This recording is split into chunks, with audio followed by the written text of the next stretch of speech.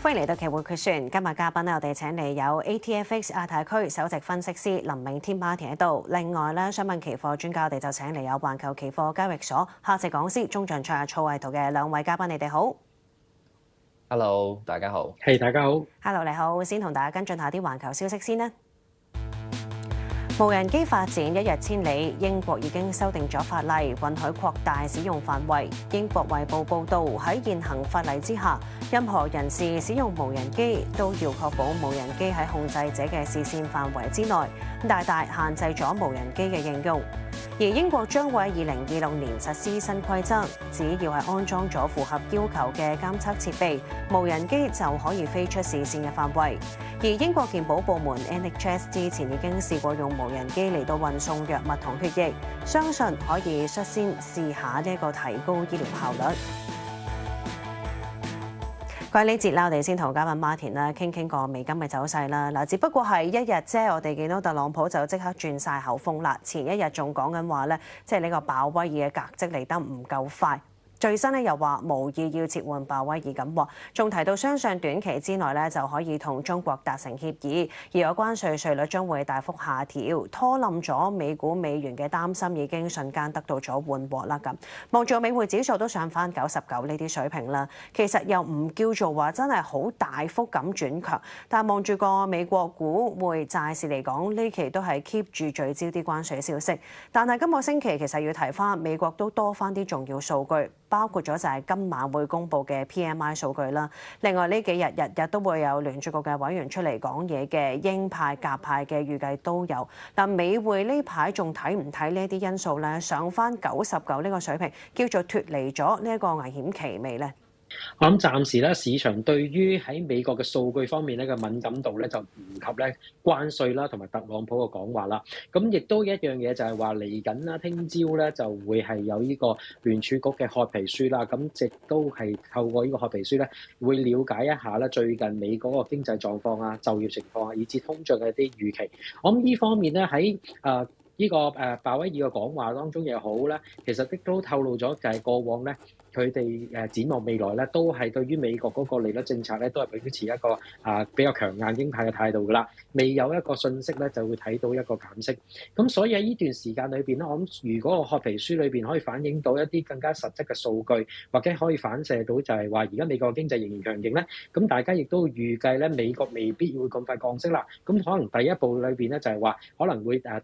破咗咧就係話特朗普咧對於呢個降息嘅方面嘅一啲意願啦。咁呢個亦都係有對美金係一個好處嚟嘅。如果短期內裏邊咧，亦都未見到美國需要有個減息嘅話咧，咁資金仍然會留翻喺呢個美金上面，咁所以亦都可以支持翻個美金。咁你話最近嚟講咧，其實特朗普嘅言論咧都係反反覆覆啦，甚至乎大家亦都憧憬住咧，就係話如果特朗普真係繼續實施呢個關稅政策，同中國或者其他地方亦都未即係傾好有關嘅一啲關稅政策嘅話咧，其實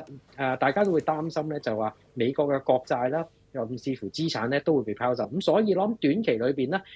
首先睇下聯儲嗰個褐皮書嘅報告會唔會反映咗美國經濟嘅現況，會唔會係繼續向好啦？第二方面就係話繼續要留意啦，特朗普可能呢1-2個星期裏邊咧嘅言論咧都係反反覆覆，甚至乎要睇下就係特朗普會唔會對於關稅同埋其他國家談判嘅一啲情況咧軟化啦。如果係有個軟化作用咧，我諗對美金係有處嘅。但係如果繼續強硬嘅態度，繼續實施一啲加推嘅政策嘅話咧，可能會對美金咧係會帶來一啲係影響。咁所以如果技術性去睇嘅話咧，美金如果上唔翻100樓上嘅話咧，美金仍然係有機會試翻去之前係97啊，甚至乎會再進一步突破咧去到96嗰啲邊緣嘅。好啊，進一步啦，嚟同 Martin 咧跟進下個匯市走勢啦，特別留意隻歐元啦，因為其實今日歐洲啦、英國同美國咧都輪住出呢一個 PMI 數據嘅。嗱，歐元區同埋英國嘅數據咧稍後會公布啦。至於法國同德國咧，最新就已經新鮮出爐咗啦。望住兩個 PMI 數咧都係好過預期嘅。嗱，睇翻其實4月嘅 PMI 咧，算係第一個月去到反映關稅戰開打之後嗰個情況啦。你點評價？見到暫時嚟講兩個國家嘅數據都好過預期咧，嚟緊歐元嘅走勢又會點樣受到影響？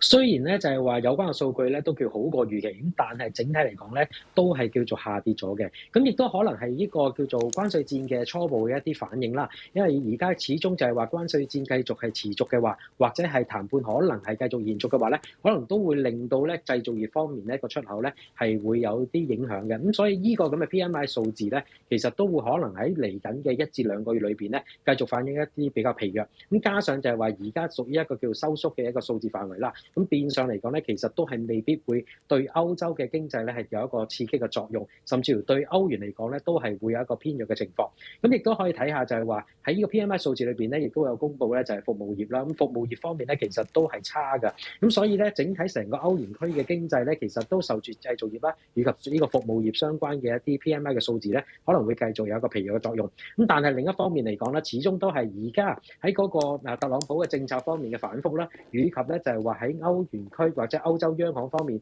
對於呢個關稅戰嘅談判咧，其實都會有一個拉扯嘅作用。咁我諗暫時嚟講咧，市場亦都係聚焦就係話特朗普嚟緊嘅關稅戰啦，甚至乎佢嘅政策啊、談判啊各方面會唔會繼續影響美元嘅發展？咁好似上個星期咁啦，咁我哋睇到就係話喺呢個特朗普嘅關稅戰裏邊咧，大幅影響咗呢個美元嘅資產啦。咁所以美元嘅大跌嘅情況之下咧，令到歐元咧都係有一個上升去到1.15嘅位置。咁所以而家嚟講咧，就係話啱啱就係話有一個叫做調整嘅情況啦。咁如果就係話喺美元方面繼續受住左右影響嘅話咧，可能歐元亦都會喺呢個今日裏邊嘅一啲支持位裏邊咧產生作用。咁繼續咧就係挑戰翻之前嘅高位嘅。美匯回咧，除咗講緊個歐元受惠之外，英鎊都受惠啦。頭先都有同大家公佈到咧，就係英國方面個 PMI 數據應該就係稍後先至會有啦，大約本港時間4點半左緊啦。嗱，估個數字應該都進一步收縮㗎啦。嗱，英鎊近期其實高位都上過1.34呢啲水平啦。除咗留意住個美金會唔會進一步即係有機會再轉弱之外，其實英鎊自己本身有冇足夠嘅利好消息可以破到1.34呢啲阻力位咧？咁暫時嚟講咧，英國本身嘅本土嘅經濟咧，其實都會有一個疲弱嘅情況啦。因為一方面就係個關稅政策，第二就係話對於佢哋本土嘅經濟咧，都係持續有一個收縮嘅情況。咁所以亦都要留意就係話，英倫央行嚟緊啦，喺呢1-2日裏邊咧，都會有不同嘅一啲言論去發表啦，同埋一啲講話嘅。咁所以究竟會唔會係就住經濟有個收縮嘅情況，同埋一啲不確定嘅因素，而可能會令到英國方面咧，英國央行方面咧，會進一步可能減息咧？呢個係值得留意嘅。如果可能初步嚟講咧，市場預計英倫銀行方面咧都會有個減息嘅情況，可能短暫咧對於英鎊嚟講咧都會有個下跌嘅情況嘅。咁可能有機會試翻去1.30啊、1.29呢啲位置嘅。咁但係如果可能公佈之後收縮咗嗰個息率之後咧，其實有機會咧刺激翻嗰個英國經濟咧，亦都會從而咧令到英鎊有機會反彈翻嘅。咁但係整體嚟講都要睇住美金嘅變化作為一個主導啦。